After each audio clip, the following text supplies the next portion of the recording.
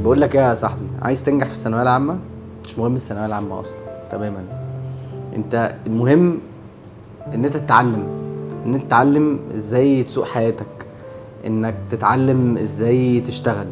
فكر كده ايه اللي انت مهتم بيه، ايه الحاجات اللي انت بتحب تقعد تعملها، ايه المهارات اللي موجودة عندك تقدر تشتغل عليها وتنميها، تقدر تطور نفسك فيها، تقدر تاخدها تراك وطريق انك تكسب منها فلوس ويبقى عندك فيها كارير ومستقبل وشغلانة. عاوز تنجح؟ المهم انك تبقى مستعد للفشل. لازم تبقى مستعد انك تخسر وتفشل وتقع، عشان من غير الخسارة والتعب والفشل مش هتبقى قوي.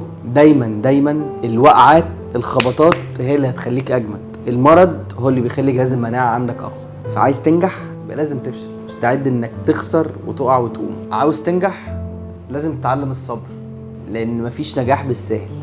فكرة الايزي ماني كويك ماني، فكرة ان انا اعمل شغلانة على السوشيال ميديا فاكسب منها مليون جنيه، لا ده مش موجود. لازم عندك صبر، لازم عندك صبر انك تتعب على نفسك وتتعب على حالك وتقعد تشتغل على الحاجة وما تزهقش وما تيأسش. عادي جدا ان انت اول مرة ما تجيش، تاني مرة ما تجيش، المرة ال100. الراجل اللي اخترع اللمبة قعد 1000 مرة يجرب، طبيعي. بس عمل اختراع منور لنا حياتنا كلها.